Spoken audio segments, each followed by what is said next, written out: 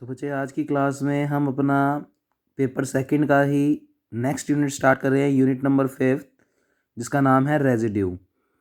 तो बच्चे रेजिड्यू के लिए आपको पोल्स का थोड़ा बहुत आइडिया होना चाहिए, क्योंकि सारे के सारे रेजिड्यू जो हैं वो हम पोल्स पर निकालते हैं। अब रेजिड्यू होता क्या है?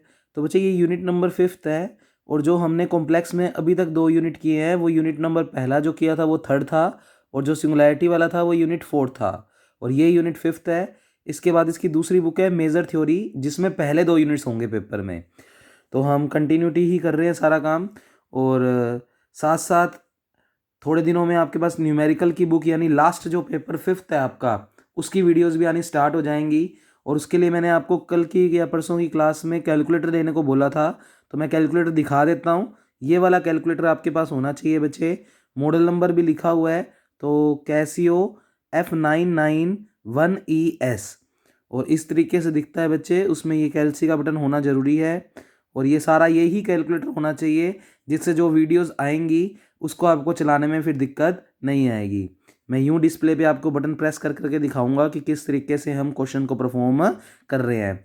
थोड़ा बहुत आपने बीएससी 3rd ईयर में चला रखा है, पर कईयों ने ये कैलकुलेटर नहीं चला रखा, तो आप लोग यही वाला कैलकुलेटर मॉडल खरीदें, जिससे जो वीडियोज़ में मैं कैलकुलेटर यूज़ कर रहा हूँ और सिखा रहा हूँ तो आपको फिर दिक्कत नहीं आएगी। तो बच्चे ये रहेगा आपके लिए। अब इसकी वीडियोज़ भी आनी स्टार्ट हो जाएगी। ये सबसे छोटा पेपर है जो ये वाला कैलकुलेटर वाला है, और ये लास्ट पेपर होता है आपका पेपर 5th। तो इसके अंदर कई सारे मेथड्स हैं क्वेश्चंस को सोल्व करने के, तो वो मैं एक एक दिन में 2 2 3 3 भेज दिया करूँगा आपको। और नोट्स देखो आपको अरेंज कर लो, जो आपको स्टेशनरी वाली दुकान बताई है नागपल वाली। तो बच्चे उससे अगर आप नोट्स पाँचों के पाँचों पेपर परचेज कर लेते हो तो आपके लिए बेटर हो जाएगा, क्योंकि फिर ये न्यूमेरिकल वाली बुक में कई सारे क्वेश्चंस की प्रैक्टिस करोगे तो ही फ़ायदा है। तो आगे वाली जैसे लाप्लास की बुक्स और ये पेपर 3rd वगैरह करेंगे, तो उसमें भी कई सारे क्वेश्चंस जब तक नहीं करोगे तब तक कोई फ़ायदा नहीं है। तो आपको नोट्स तो रखने ही पड़ेंगे, तो आप नोट्स तो अरेंज करें जिससे आपको फ़ायदा हो। ठीक है बच्चे? तो अब हम स्टार्ट कर रहे हैं हमारा यूनिट नंबर 5 रेजिड्यू। तो अगर रेजिड्यू की डेफिनेशन पेपर में पूछी जाती है तो रेजिड्यू ज़्यादा कुछ नहीं है, एक कॉम्प्लेक्स कांस्टेंट या कह दो कॉम्प्लेक्स नंबर है। तो residue is just a complex constant और कॉम्प्लेक्स नंबर। लाइक जब हम रेजिड्यू की वैल्यू सोल्व करेंगे, तो जैसे मान लो ये मान आ गया, रेजिड्यू को आर से या फिर टॉर्क से रिप्रेजेंट करते हैं, तो मान लो आर बराबर 2 आ गया, तो 2 भी तो एक कॉम्प्लेक्स कांस्टेंट है। 2 को हम लिख सकते हैं 2 + आयोटा 0, या फिर रेजिड्यू की वैल्यू आ जाएगी 2 + 3 आयोटा, 5 - 3 आयोटा, कुछ भी आ सकती है।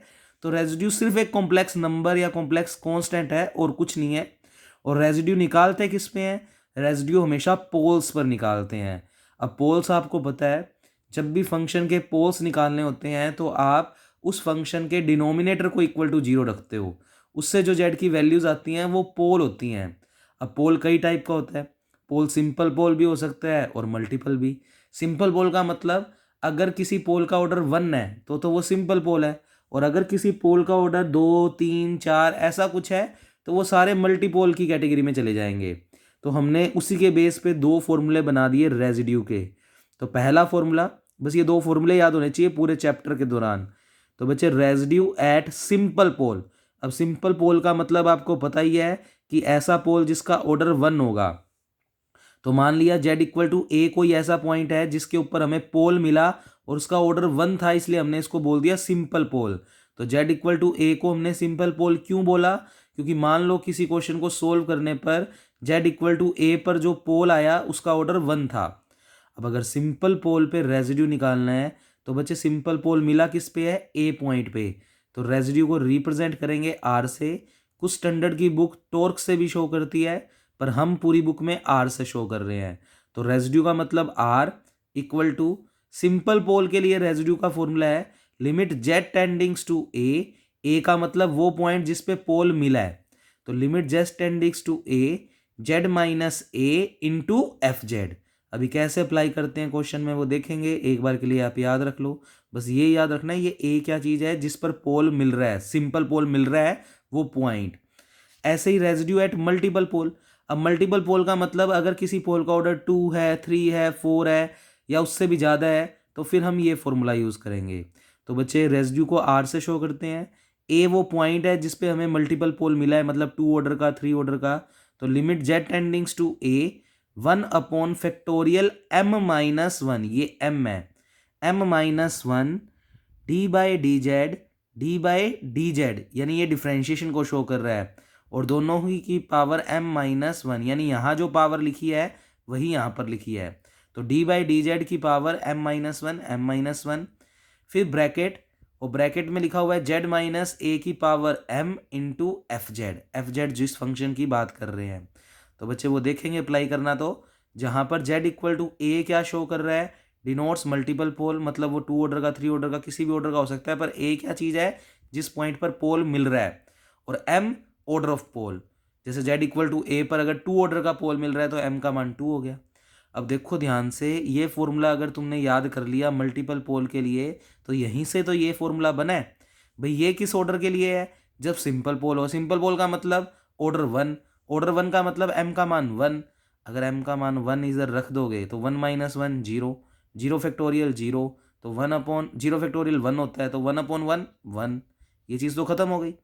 m का मान अगर 1 रखते हैं सिंपल पोल के लिए तो ये भी 0 0 बन गई, और किसी की पावर 0 1 होता है तो ये चीज़ भी खत्म हो गई, तो ये पूरी चीज़ तो खत्म हो गई।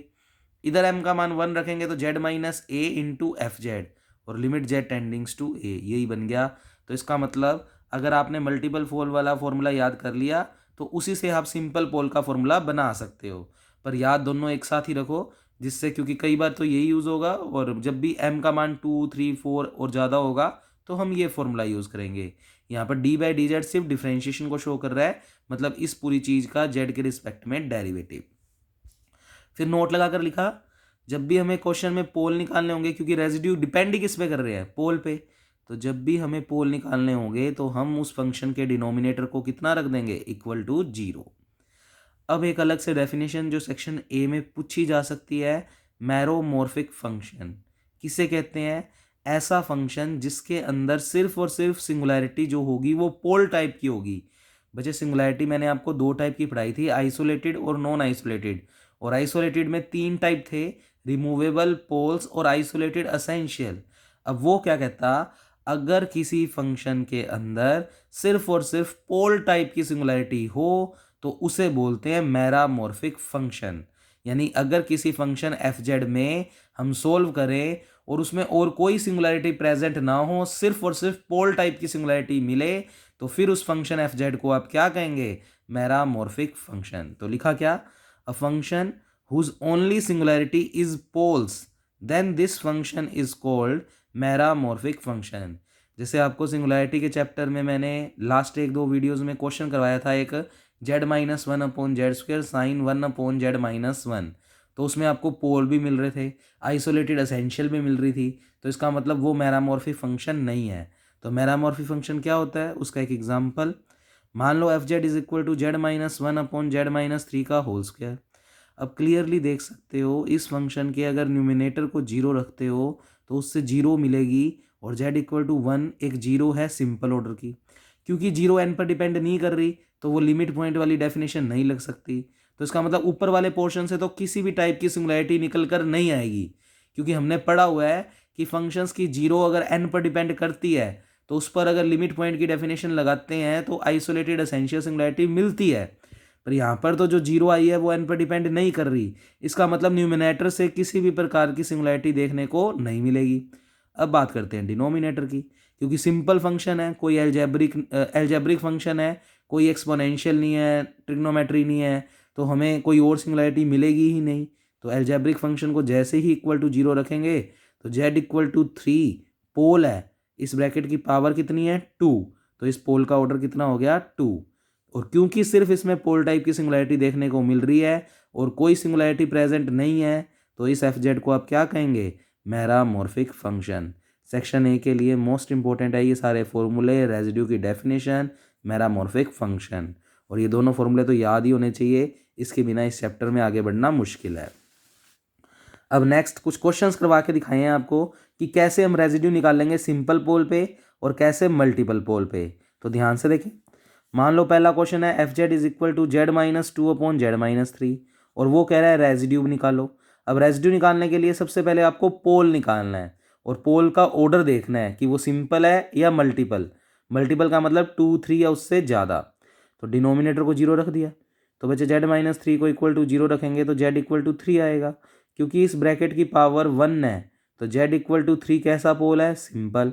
अब अगर जेड इक्वल टू 3 सिंपल पोल है तो सिंपल पोल वाले रेजिड्यू का फॉर्मूला, तो रेजिड्यू एट सिंपल पोल, तो फॉर्मूला लिख दिया R is equal to limit z tendings to a z minus a into f z. A क्या चीज़ है, जिस पॉइंट पर पोल मिल रहा है, तो जेड इक्वल टू 3 पर मिल रहा है तो ए की जगह 3 रख दिया, तो यहाँ भी ए की जगह 3 रख दिया, इंटू एफ जेड ये पूरा का पूरा फंक्शन दिया ही हुआ है, एज इट इज़ रख दिया। अब बच्चे लिमिट तब तक अप्लाई नहीं करते जब तक कोई इनडिटर्मिनेंट फॉर्म बन रही है। फिलहाल कोई नहीं बन रही, क्योंकि जेड माइनस थ्री से जेड माइनस थ्री क्या हो गया, कैंसल आउट। तो जेड टेंडिंग्स टू 3 इधर पुट कर दो, तो 3 माइनस टू इक्वल टू 1।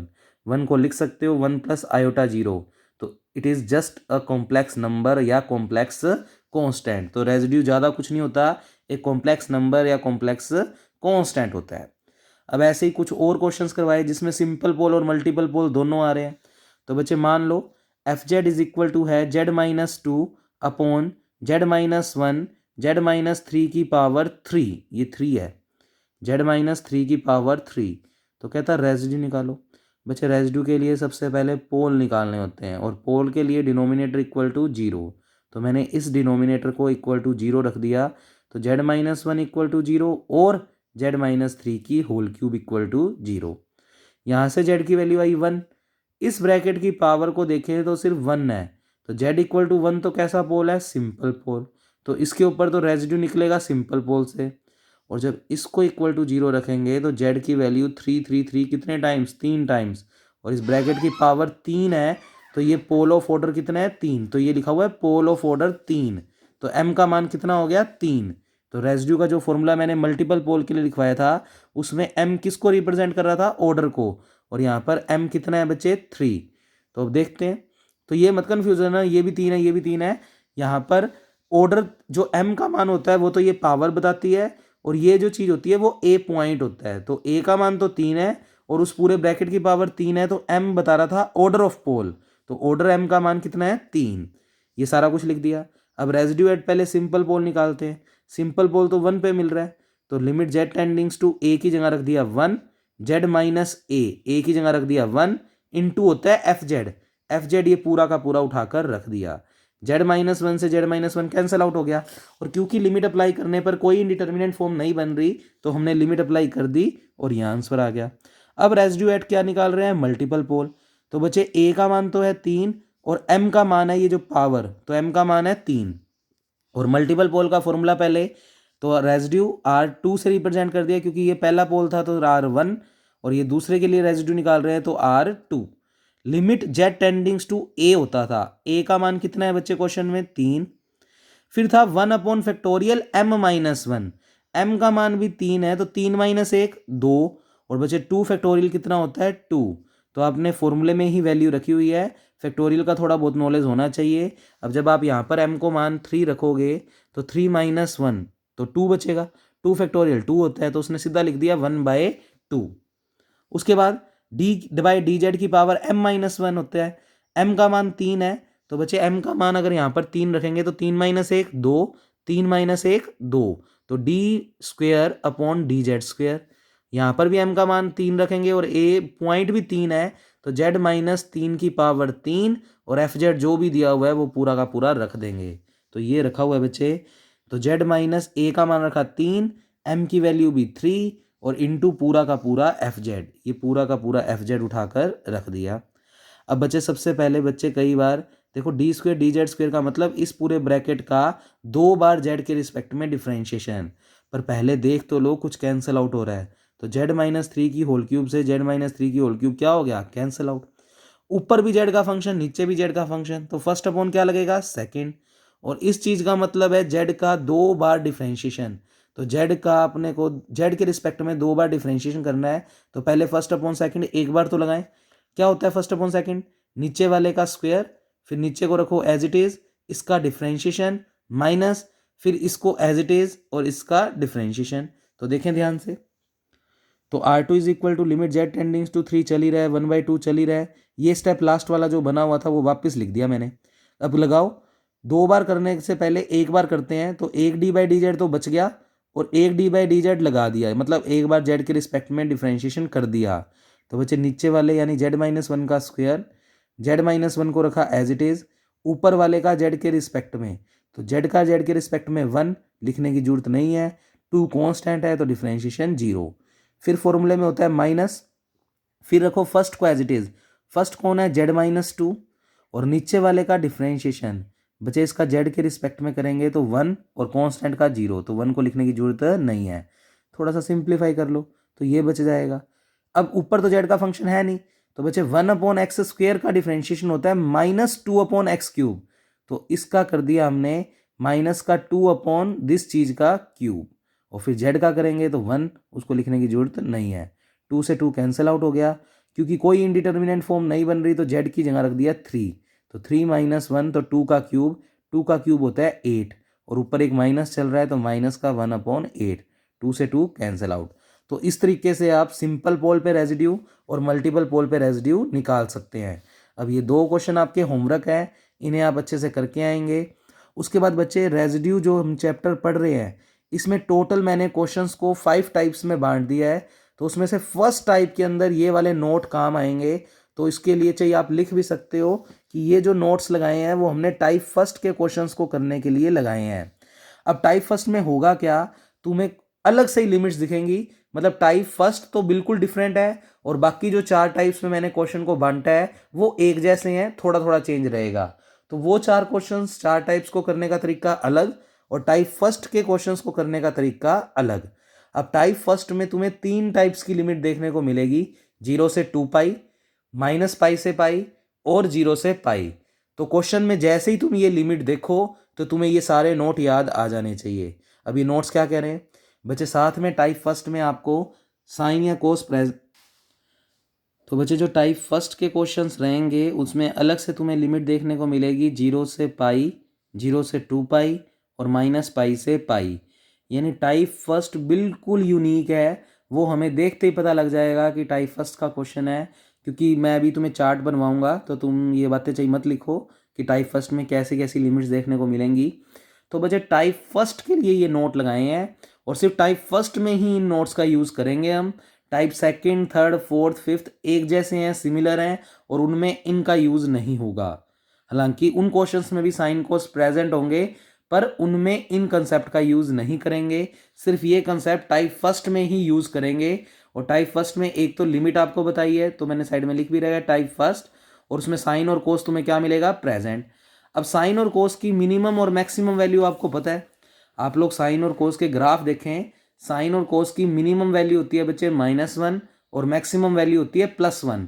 तो इसका मतलब साइन और कोस क्वेश्चन में अगर प्रेजेंट है और टाइप फर्स्ट का क्वेश्चन है तो उससे जो सर्कल क्रिएट होगा वो यूनिट रेडियस का, 1 रेडियस का। क्यों? क्योंकि साइन और कोस -1 से कम नहीं होते और +1 से ज़्यादा नहीं होते। तो हमने एक 1 रेडियस को सर्कल ड्रॉ कर दिया जिसका सेंटर हमने ले लिया 0 0।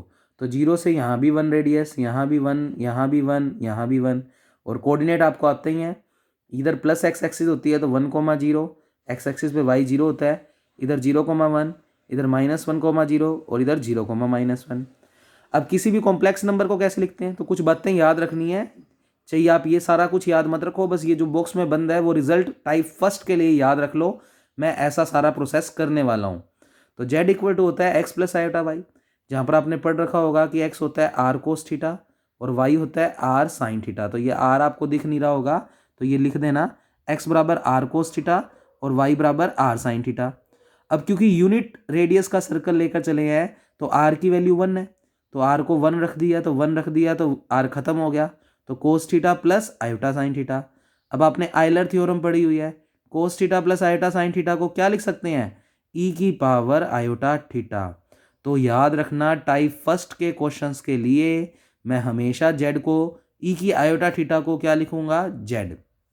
फिर इस चीज़ का डिफ्रेंशिएशन कर दो, तो z का डिफ्रेंशिएशन dz, e की कुछ का e की कुछ, थीटा का कोफिशिएंट है आयोटा तो आयोटा आगे मल्टीप्लाई में आ जाएगा, जैसे e की 2x का करते हैं तो 2 आगे आ जाता है, तो वैसे ही आयोटा आगे आ गया, और थीटा का करेंगे तो d थीटा। अब यहाँ से अगर मुझे d थीटा की वैल्यू निकालनी है तो वो मैं निकाल रहा हूँ, उससे पहले डी जेड चल ही रहा है, आयोटा चल ही रहा है। ई की आयोटा थीटा को अभी अभी प्रूव किया है, जेड लिख सकते हैं। तो ई की आयोटा थीटा को क्या लिख दिया, जेड। अब यहाँ से डी थीटा का मान निकालें तो आयोटा जेड जो है वो अपोन में चला जाएगा, तो D Z upon iota Z equal to D theta. तो बेसिकली टाइप फर्स्ट में मुझे सारा क्वेश्चन थीटा के फॉर्मेट में दे रखा होगा और मैं ई की आयोटा थीटा को जेड लिख दूंगा और डी थीटा के और क्या लिख दूंगा, D Z upon iota Z. इससे मैं पूरा क्वेश्चन कॉम्प्लेक्स वेरिएबल में ले जाऊंगा। जेड किसको बता रहा है, कॉम्प्लेक्स वेरिएबल को। तो बच्चे अपने मकसद यही है, क्योंकि कॉम्प्लेक्स की बुक पढ़ रहे हैं तो हम सारे इंटीग्रेशंस को जेड फॉर्मेट में लेकर जाएंगे और टाइप फर्स्ट में जेड फॉर्मेट में ले जाने का तरीका ये रहेगा। तो ये सिर्फ नोट टाइप फर्स्ट के लिए है, मैं बारी बारी बोल रहा हूँ, क्योंकि टाइप सेकंड थर्ड में भी साइन कोस किसी में होंगे किसी में नहीं होंगे। तो कहीं सोचो ये चीज़ उसमें भी लगाएंगे, नहीं। Type second third fourth fifth एक जैसे हैं, पर टाइप फर्स्ट बिल्कुल अलग है और ये नोट्स भी सिर्फ टाइप फर्स्ट के लिए है। अब छोटे छोटे फॉर्मूले जो तुमने पढ़ रखे हैं बच्चे, कोस थीटा का फॉर्मूला होता है ई की आयोटा थीटा प्लस ई की माइनस आयोटा थीटा अपॉन 2। ई की आयोटा थीटा अगर जेड होता है तो इसको जेड रख दिया। तो सोचो अगर मैं दोनों तरफ पावर -1 ले लूँ तो ई की पावर माइनस आयोटा थीटा को जेड की पावर -1, तो ई की पावर माइनस आयोटा थीटा को जेड की पावर -1 अपॉन में 2 चल ही रहा है। तो ये कोस थीटा का फॉर्मूला रहेगा टाइप फर्स्ट में, कि मैं उस कोस थीटा को देखते ही उसको क्या लिख दूंगा, Z plus Z inverse by 2। अच्छा, जेड इनवर्स का मतलब क्या होता है, 1 अपॉन जेड, तो वो भी हम रखेंगे आगे कैलकुलेशन में। तो ये सारी बातें नोट करते जाएं। तो ये सारा देख लो ध्यान से, पेज मैं होल्ड करके रख देता हूँ आपके लिए, अच्छे से नोट इसको कर लें। फिर ऐसे ही जैसे कोस थीटा का फॉर्मूला है वैसे ही साइन थीटा का फॉर्मूला भी पढ़ा हुआ है हमने। तो बच्चे साइन थीटा का फॉर्मूला होता है ई की power iota theta minus e की power minus iota theta upon 2 iota. E की आयोटा थीटा होता है जेड और ई की माइनस आयोटा थीटा होता है जेड की पावर -1 अपॉन में चली रहा है 2 आयोटा। तो क्वेश्चन में टाइप फर्स्ट में अगर साइन थीटा होगा तो उसको मैं ऐसा कुछ लिख सकता हूँ जेड की टर्म्स में। हम सारे फॉर्मूले जेड की टर्म्स में इसलिए पढ़ रहे हैं क्योंकि हम चाहते हैं कि हम उस इंटीग्रेशन को थीटा फॉर्मेट से सोल्व ना करके कॉम्प्लेक्स के कंसेप्ट से करें और रेजिड्यू के कंसेप्ट से करें। तो रेजिड्यू का यूज़ कहाँ किया जाता है बच्चे, कॉम्प्लेक्स से कॉम्प्लेक्स इंटीग्रेशन को आप सोल्व कर सकते हो रेजिड्यू की हेल्प से। तो रेजिड्यू में मैंने अपने क्वेश्चंस को 5 टाइप में बांट रखा है, अभी समझाते हैं। उससे पहले ये नोट और पढ़ें बच्चे, ई की आयोटा थीटा को मैं एक्सपेंड करके लिख सकता हूँ आयलर थ्योरम से, cos theta plus iota sine theta. अब देखो ये कोस थीटा में आयोटा नहीं आ रहा, तो ये रियल पार्ट है किस फंक्शन का, ई की आयोटा थीटा का। तो कोस थीटा का अगर हमें नाम रखना है तो क्या नाम रखेंगे, रियल पार्ट ऑफ ई की पावर आयोटा थीटा। ऐसे ही साइन थीटा के साथ आयोटा आ रहा है तो ये साइन थीटा इमेजनरी पार्ट है।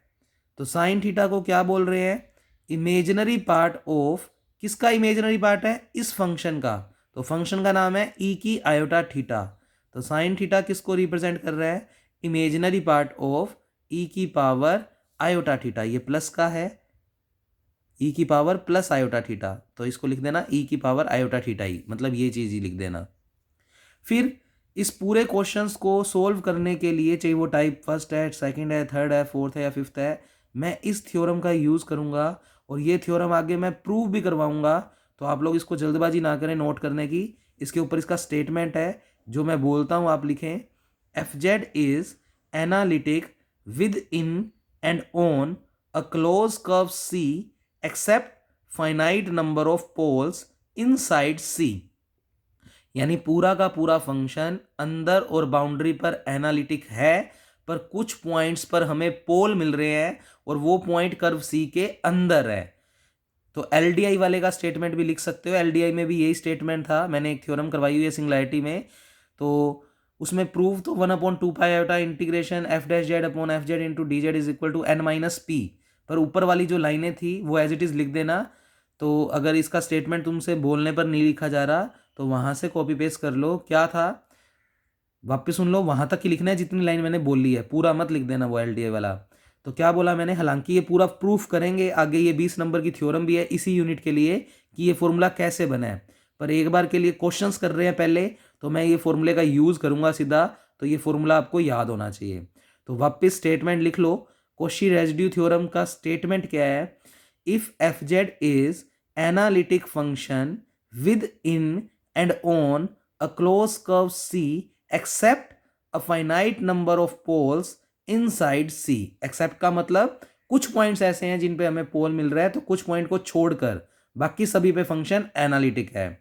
तो कहता उस फंक्शन का उस क्लोज कर्व के अलोंग अगर इंटीग्रेशन करोगे तो उसकी वैल्यू हमेशा इक्वल होगी 2 pi iota summation R plus, जहां पर समेशन आर प्लस किसको रिप्रेजेंट कर रहा है, सम ऑफ ऑल रेजिड्यू, मतलब जितने भी रेजिड्यू निकलेंगे उन सब का सम कर देंगे एट ऑल इट्स पोल्स। हम रेजिड्यू निकालते किस में है, पोल पे, पर वही पोल लेंगे जो इनसाइड सी। इंपॉर्टेंट बात ये है भी, मान लो किसी फंक्शन को सोल्व किया, उसके डिनोमिनेटर को इक्वल टू 0 रखा, उससे हमें पोल मिले।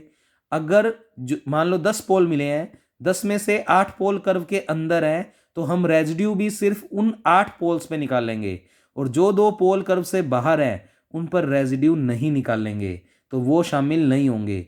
अब जो 8 अंदर थे उन पे रेजिड्यू निकाल लेंगे, चाहिए तो वो सिंपल होंगे, चाहिए वो डबल ट्रिपल होंगे, उन पे रेजिड्यू के फॉर्मूले लगा देंगे, वो 8 के 8 रेजिड्यू का सम कर देंगे, वो होगा समेशन आर प्लस। वो यहाँ पर रखने पर उसका 2 पाई आयोटा से मल्टीप्लाई कर दो, तो उस कॉम्प्लेक्स का इंटीग्रेशन हो गया, उस कॉम्प्लेक्स फंक्शन का इंटीग्रेशन हो गया। तो रेजिड्यू का कंसेप्ट यूज़ क्यों करते हैं, कॉम्प्लेक्स से कॉम्प्लेक्स इंटीग्रेशन को सोल्व करने के लिए। आपने जितनी इंटीग्रेशंस पढ़े हैं बच्चे, वो सारे आप इसकी हेल्प से कर सकते हो। आपको बस पोल निकालना आना चाहिए, और पोल जो कर्व के अंदर होंगे उन पे रेजिड्यू निकाल लो। रेजिड्यू के 2 ही फॉर्मूले हैं, तो दोनों में से कोई लग जाएंगे, वो जितने भी रेजिड्यू होंगे उनका सम कर देंगे और उसका 2 पाई आयोटा से मल्टीप्लाई। देखो ये एक्स्ट्रा टर्म क्यों आई, अगर हमने पढ़ा हुआ है कॉशी थ्योरम, फंडामेंटल थ्योरम, अगर कोई फंक्शन पूरा का पूरा ही एनालिटिक है तो क्लोज कर्व के अलोंग उसका इंटीग्रेशन 0। पर अब इसका स्टेटमेंट है कि कुछ पॉइंट्स ऐसे हैं जिन पे पोल मिल रहा है। अब पोल मिल रहा है तो उस वजह से इसका इंटीग्रेशन 0 तो नहीं होगा, तो कितना होगा, 2 pi iota summation R plus. तो बेसिकली हमें जो भी क्वेश्चन दिया होगा हम उसे जेड की टर्म्स में कन्वर्ट करेंगे।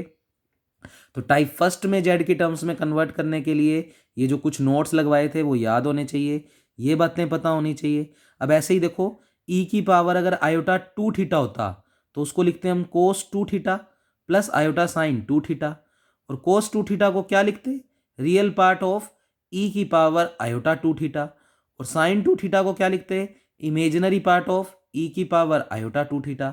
ये नोट भी मैंने आगे लगा रखा है, थोड़ा सा बताया है कि खाली जरूरी नहीं है थीटा ही हो, 2 थीटा 3 थीटा भी हो सकता है, उसके अकॉर्डिंग इन चीज़ों को भी लिखा जा सकता है।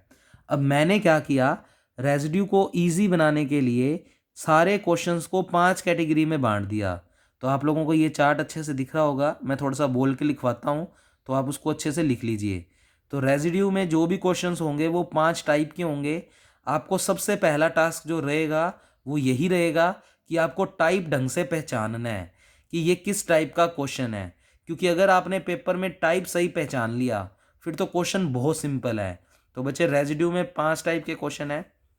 टाइप फर्स्ट में क्या क्या होगा, या तो क्वेश्चन में लिमिट 0 से 2 पाई या -पाई से पाई, ये और लिखा हुआ है, और या फिर 0 से पाई, और क्वेश्चन में साइन या फिर कोस में से कोई ना कोई प्रेजेंट होगा। तो प्रेजेंट के लिए मैंने साइन कोस लिख दिया प्रेजेंट।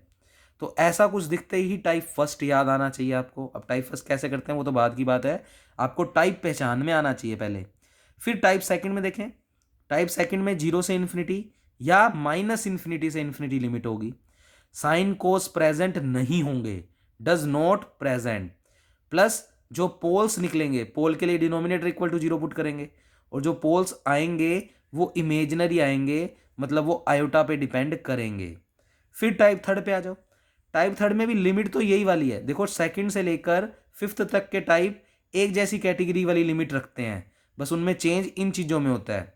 तो 0 से इन्फिनिटी या -इन्फिनिटी से इन्फिनिटी, तो हम देख रहे हैं कि इसमें भी सेम लिमिट है, पर इसमें साइन कोस भी प्रेजेंट, इधर साइन कोस प्रेजेंट नहीं था, इधर साइन कोस प्रेजेंट होगा, और इसमें भी पोल कैसे मिलेंगे, इमेजिनरी।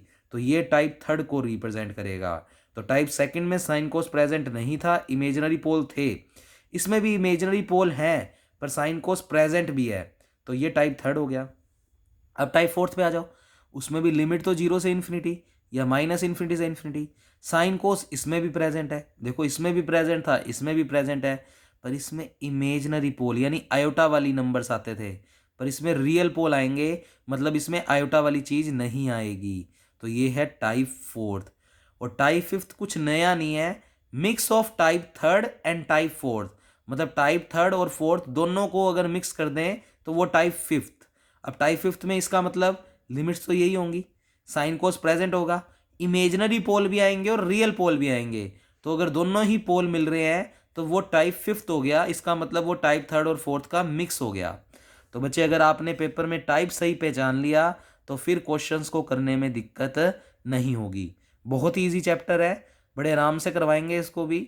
और साथ साथ मैंने आपको कैलकुलेटर अरेंज करने को कह दिया है, एक साथ साथ उसकी वीडियोज़ भी आएंगी, तो एक साथ 2 पेपर चलेंगे बच्चे। और फिर से भाई फटाफट सबमिट करवाएं, अदरवाइज़ बच्चे मैं बैच से रिमूव कर दूंगा बच्चों को। तो आप लोगों के 2 पेपर की फ़ीस तो अभी जमा हो जानी चाहिए, और फरवरी के एंड वीक तक आपका 3rd पेपर का भी इंस्टॉलमेंट पूरा जमा हो जाना चाहिए, क्योंकि मेरे 3 पेपर पूरे कंप्लीट हो जाएंगे फरवरी के एंड तक। उसके बाद 2 पेपर फटाफट हम खींचेंगे बच्चे मार्च के अंदर। और तैयारी कर लो साथ साथ, पेपर अप्रैल के अंदर भी होने के चांसेस हैं, पता नहीं होंगे या नहीं होंगे अप्रैल में, बट होने के चांसेस हैं। तो आप अपनी तैयारी साथ साथ करते रहें, नोट्स अरेंज कर लें 5 पेपर्स के और इनको याद करना स्टार्ट कर दें। तो बच्चे फिर आता है कुछ नोट्स और, इवन फंक्शन किसे कैसे प्रूव करते हैं। तो मान लो कोई फंक्शन दिया हुआ है f(x = x², इसको चेक करना है कि ये इवन फंक्शन है या ओड। तो कैसे करते हैं, x के बदले आप -x रिप्लेस कर दो, तो ये f -x बन गया, और यहाँ पर भी x के बदले -x रख दिया, उसका स्क्वायर है तो स्क्वायर कर दिया, बचे माइनस का स्क्वायर प्लस और x का स्क्वायर x²। तो सुनो कंसेप्ट क्या है, किसी भी फंक्शन को अगर इवन या ओड चेक करना है तो उस फंक्शन में x के बदले -x रिप्लेस कर दो, -x रिप्लेस करने के बाद थोड़ा सोल्व करो, और सोल्व करने पर अगर वापस fx ही आ जाए, अब देखो हमने सोल्व किया x² आ गया और x² का मतलब वापस fx मिल गया। तो अगर x के बदले -x रखने पर, x के बदले -x रखने पर वापस वो फंक्शन fx के बराबर आ जाए, तो ऐसे फंक्शन इवन फंक्शन कहलाते हैं। और अगर x के बदले -x रखने पर f -x -fx के बराबर आए तो उसे ओड फंक्शन कहते हैं। अब ये क्यों बताया, तो उसके लिए ये नोट पढ़ें। अगर कभी भी फंक्शन के ऊपर लिमिट लगी हुई है -∞ से इन्फिनिटी या -π से पाई तो इंटू dx, तो ऐसे फंक्शंस को पहले सोल्व करने से पहले आप अंदर वाली चीज़ को चेक करो कि वो इवन फंक्शन है या ओड। अगर ये fx इवन फंक्शन आता है, तो अगर ये fx लिखा हुआ है मैंने, अगर ये इवन फंक्शन आता है तो फिर ये चीज़ सोल्व होकर क्या बन जाएगी, 2 टाइम्स 0 से इन्फिनिटी fx इंटू dx। और अगर मान लो लिमिट है -π से पाई, तो फिर लिखेंगे 2 टाइम्स 0 से पाई fx इंटू dx। कब, जब ये fx कैसा फंक्शन हो, इवन। तो अगर ये अंदर वाला फंक्शन इवन है तो ये लिमिट चेंज होकर हो जाएगी 2 टाइम्स 0 से इन्फिनिटी। अगर -π से पाई है तो 2 टाइम्स 0 से पाई। और अगर ये अंदर वाला फंक्शन ओड फंक्शन है तो हमें इस इंटीग्रेशन को सोल्व करने की ज़रूरत नहीं है, उसकी वैल्यू हो जाएगी 0। ये छोटी छोटी बातें आप लोगों ने पढ़ रखी हैं जब आपने इंटीग्रेशंस की बुक्स की हुई हैं। तो लिमिट फिर से बोल दूं, -∞ से इन्फिनिटी या -π से पाई हो, तो आप इंटीग्रेशन करने से पहले इस अंदर वाले फंक्शन को चेक करो कि वो इवन है या ओड। इवन कब होता है, अगर उस फंक्शन में x के बदले -x रखने पर वापस fx मिल जाए, और अगर x के बदले -x रखने पर -fx आए तो वो ओड फंक्शन, और अगर ये -x रखने पर ना तो fx आए ना ही -fx, तो फिर वो ना तो इवन फंक्शन होता ना ही ओड। तो नोट लगाकर लिख लो, जो कि लिखा नहीं हुआ वीडियो इसमें, e की पावर में अगर कोई चीज़ है तो ये ना तो इवन फंक्शन होते और ना ही ओड फंक्शन। तो ग्रोस लगा दिया, यानी ना तो इवन फंक्शन ना ही ओड। क्यों, क्योंकि अगर आप x के बदले -x रख दोगे तो ये e की -i/x बनेगा। उसको ना तो मैं लिख सकता, क्योंकि देखो ये अगर fx है तो इसको ना तो मैं -fx लिख सकता, क्योंकि माइनस तो यहाँ पर आना चाहिए, पर यहाँ तो माइनस यहाँ आ रहा है, तो उससे हम कुछ नहीं लिख सकते, ना तो इसको fx लिख सकते ना ही इसको -fx लिख सकते। तो ना तो ये इवन फंक्शन है ना ही ओड। तो अगर ये रिप्लेसमेंट्स करने पर ये चीज़ें ना मिले तो फिर वो ना तो इवन फंक्शन होते हैं और ना ही ओड। अब बच्चे जो मैंने होमवर्क दिया था वो ये बच्ची ने सोल्व किया हुआ है, ये जिस बच्चे के नोट्स हैं, तो आप लोग इसको भी नोट कर सकते हैं अगर आपका आंसर मैच अगर आपको करना है तो। ओड फंक्शन और देख लो, अगर मान लो एफ एक्स बराबर साइन एक्स है, इसको चेक करना है कि ये इवन है या ओड, तो एक्स के बदले आपने माइनस एक्स रखा, तो माइनस एक्स रखेंगे तो यहाँ भी एक्स के बदले माइनस एक्स रखेंगे। साइन में माइनस बाहर आ जाता है तो माइनस आ गया बाहर, अंदर बच गया साइन एक्स। सिर्फ साइन एक्स को क्या लिख सकते हो, एफ एक्स, तो साइन एक्स को लिख दिया एफ एक्स और ये माइनस चल ही रहा है, तो एक्स के बदले माइनस एक्स रखने पर वो माइनस एफ एक्स के बराबर आ रहा है, तो इसका मतलब एफ एक्स बराबर साइन एक्स कैसा फंक्शन होता है, ये हमेशा ओड फंक्शन होता है।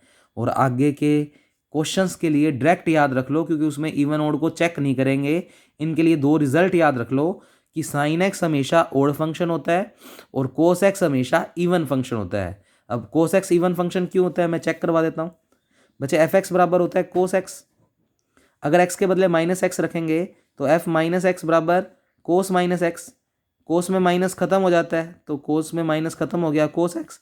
कोस एक्स को क्या लिख सकते हो, एफ एक्स, और आपको बताया था अगर एक्स के बदले माइनस एक्स रखने पर वापस एफ एक्स आ जाए तो वो फंक्शन इवन होते हैं। तो बस आप तो हमेशा के लिए याद रख लो, कोस हमेशा इवन फंक्शन, साइन हमेशा ओड फंक्शन, मेन हमें यही चाहिए। X square even, X cube odd, मतलब जिसकी पावर इवन वो इवन फंक्शन और जिसकी पावर ओड वो ओड फंक्शन, ऐसे याद रख लो। अब ये जो होमवर्क दिए थे ये आप नोट कर लो अगर आपसे नहीं हुए तो, और ऐसे ही इसका आगे का पोर्शन ये रहा थोड़ा सा। तो ये इतनी इतनी बातें और कर रहे हैं, फिर कल मैं आपको टाइप फर्स्ट के क्वेश्चंस करवाऊंगा। तो ये नहीं समझा रहा मैं, ये आपको घर से वैसे बिना देखे करने हैं, आंसर्स आपको बता दिए हैं, ये कुछ आएंगे। अब ऐसे ही जो मैं बात बता रहा था पहले, अगर ई की पावर आयोटा 2 थीटा है तो उसको लिख सकते हैं कोस 2 theta plus iota sine 2 theta, और जहाँ पर कोस 2 थीटा रियल पार्ट है किसका, ई की पावर आयोटा 2 थीटा का, और ऐसे ही साइन 2 थीटा इमेजनरी पार्ट है किसका, ई की पावर आयोटा 2 थीटा का। फिर एक छोटी सी बात, ये एक क्वाड्रेटिक इक्वेशन है, इसको सोल्व करेंगे तो एक्स के दो मान आएंगे, क्या क्या आ रहे हैं, -2 और -3। और आपको अगर किसी क्वाड्रेटिक इक्वेशन को बनाना है तो उसको बनाने का तरीका, X square minus sum of roots into X plus product of roots equal to 0, ये आपने पढ़ रखा होगा। तो सम ऑफ रूट्स इन दोनों का सम कर दो, तो -2 -3 माइनस का 5 हो गया, और बाहर ऑलरेडी माइनस चल रहा है फॉर्मूले में, प्लस प्रोडक्ट ऑफ रूट्स तो इन दोनों का प्रोडक्ट कर दो, तो -2 -3 क्या हो गया, प्लस का 6। तो आप देख पा रहे हो सोल्व करने पर ये पूरी इक्वेशन वापस यही बन गई। यानी अगर किसी क्वेश्चन में दो रूट है हमारे पास तो उनसे बनने वाली क्वाड्रेटिक इक्वेशन इस फॉर्मूले से हम बना सकते हैं। तो ये सारी बातें आप लोग नोट कर लें अच्छे से। तो कल हम करेंगे टाइप फर्स्ट का क्वेश्चन। मेन मकसद, लिमिट होएगी कल 0 से पाई, 0 से 2 पाई या -पाई से पाई, और साइन कोस प्रेजेंट होगा। और जो इस क्वेश्चन को करने का तरीका क्या रहेगा, हम थीटा में देखते ही क्वेश्चन को जेड में कन्वर्ट करेंगे, और उसके लिए कल बस आप डायरेक्ट याद रखना ये बात, जिससे मुझे वापस ना बतानी पड़े कि जेड इक्वल टू होता है ई की पावर आयोटा थीटा। यानी मैं क्वेश्चन में ई की आयोटा थीटा को कल लिखूंगा जेड, क्योंकि मैं पूरा क्वेश्चन जेड में कन्वर्ट करना चाहता हूँ, और डी थीटा को लिखूंगा D Z upon iota Z, plus cos theta होगा तो उसको ये लिख सकते हैं, और उसके बाद फिर इसको जेड में ये लिख सकते हैं। ऐसे साइन होगा तो ये लिख सकते हैं जेड के अंदर, और फिर मैं कॉची रेसिड्यू थ्योरम का यूज़ करूंगा, और उसके लिए लाइन है कि किसी भी फंक्शन का क्लोज कर्व के अलोंग इंटीग्रेशन अगर पोल्स मिल रहे हैं तो 2 pi iota summation R plus, जहां पर समेशन आर प्लस क्या है, sum of all residue at all its poles lies inside C, मतलब सी के अंदर जितने भी पोल्स हैं उन्हीं पर हम क्या निकालेंगे, रेसिड्यू, और उन रेसिड्यू का सम कर देंगे तो वो हो जाएगा समेशन आर प्लस। तो कल की क्लास से आप बेहतर समझ पाएंगे। Okay, thank you class.